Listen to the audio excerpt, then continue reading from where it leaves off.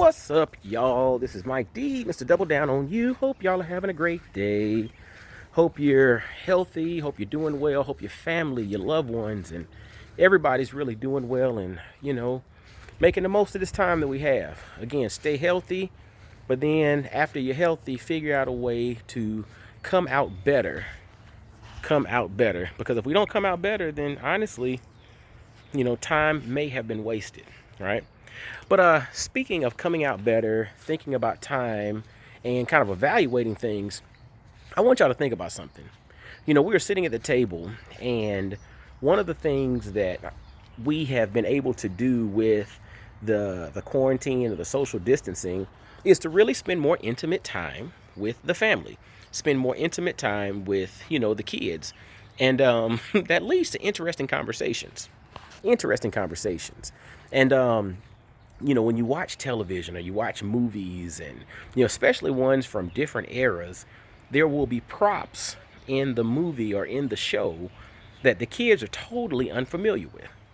And one of those props that they are totally unfamiliar with are house phones. Yeah, like phones that are not mobile. Like the concept of being able to take your phone and you can't go beyond how far the cord stretches is a foreign concept to them. It's interesting. Like literally, our kids are 8, well, almost 9 and 6. That concept is completely foreign to them. They're like, so you can't take the phone with you when you leave? Like, no. Literally, we could go as far as the cord would stretch, one. But then we talked about the concept of cordless phones. So, and they saw one of those on a show or something we were watching. And what was interesting, we told them that when we were young, when you got a cordless phone, you could walk around the house without being tethered to a cord. And if you really had one with a lot of, bandwidth or like a 900 megahertz or whatever, you could maybe even go out into the driveway and communicate on that cordless phone. They were like, wow, but you couldn't leave your yard? You couldn't take your phone with you? Like, no, that whole notion of cellular service and all of that, that's a new concept. We didn't grow up with that. And one of the things that we thought about, or my wife and I started talking about after that, was something that we learned that is no longer a reality for my kids, and actually for kids that are a little bit older than them. When you had a house phone, when you had a cordless or corded phone in your house, when you had a house phone and you were calling that little girl that you were interested in, or even if you were calling like your buddy, right? There was no guarantee that that girl or your buddy would be the one to pick up the phone when you called. Think about that. There was no guarantee that your person that you were calling was actually going to be the one that would pick the phone up should you call. So what did you typically have to do?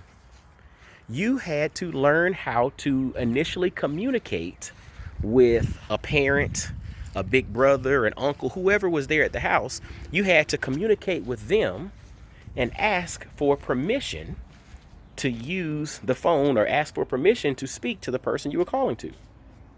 Think about that.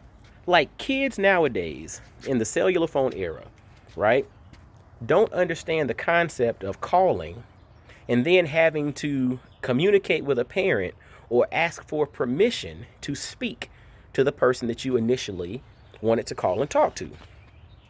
That whole concept to me it was baffling because there was an art to communication. You had to be respectful. You had to understand. You had to pay attention that if you're calling and wanting to speak with a little girl, you had to speak a certain way if her dad picked the phone up, if you ultimately wanted to get to her. Whereas now, the whole art of having to communicate and deal with a gatekeeper, so to speak, is not there. Because kids, the moment they get a cell phone, they pick the phone up and call, text, FaceTime, or whatever directly to the person that they want to communicate with. There's no gatekeeper, there's no buffer, and there's no need for them to work on communication skills, especially impromptu communication skills. And so, again, being in the social distancing thing opens up conversations with your kids, but it also gives you time to think. and it gives you time to process, but it also helps you to reflect back on things that maybe you experienced that could be beneficial for folks in the new generation, because that art of being able to communicate in an impromptu fashion is something that's missing for a lot of folks that are in some of the newer generations. And I believe having that skill set serves you well. Like, I'm a big fan of effective communication, like being able to communicate effectively in any environment. If you cannot effectively communicate, you can't get your point across. If you can't effectively communicate, you can't effectively ask for what you need to ask for. If you can't effectively communicate, how is it that you're going to go and make impact in the world on the level that you're designed to make that particular impact? It all starts with communication. And I think back to the blessing of, I'm 40, so the blessing of having to grow up in the home phone era, where you had to learn how to navigate through gatekeepers, i.e. parents, big brothers, grandmamas, big mamas, big daddies, whoever was answering the phone call.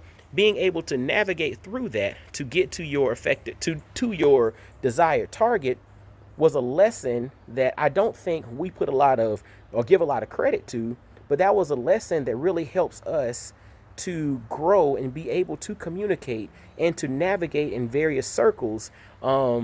Sometimes in circles that maybe we've never necessarily intended to navigate, but it gives us a skill set that we can utilize, and it's a tool that we can place in our tool belt that helps us to move forward.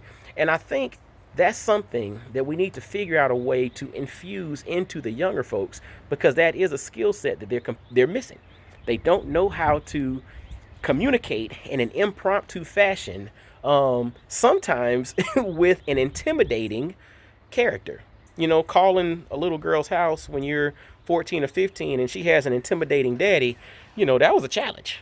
You had to figure out a way to kind of butter him up, or at least come off as a nice, wholesome guy, whether you were or not, if you wanted to get to speaking to the young lady. But that was an art. And I think that's something we need to figure out a way to infuse into our kids. And it made me think about our kids, and we're going to figure out a way to kind of infuse that into them. How do they communicate in an impromptu fashion with someone they might not necessarily feel directly connected to? And how do they do so in an effective manner to get to where it is they're trying to go?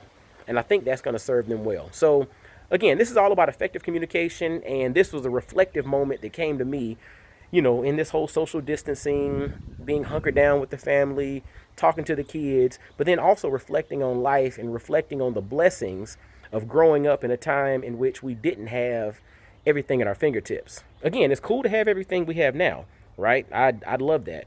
But it's also good to pull from lessons from times past and incorporate them in the convenience times, if that's a thing, the convenience times, or the times of utmost convenience that we have at our disposal now, because ultimately I think we'll be better for it. All right. Well, this is Mike D, Mr. Double Down on You. And as always, y'all be blessed, well, and wise, and I'll holler at you. Peace.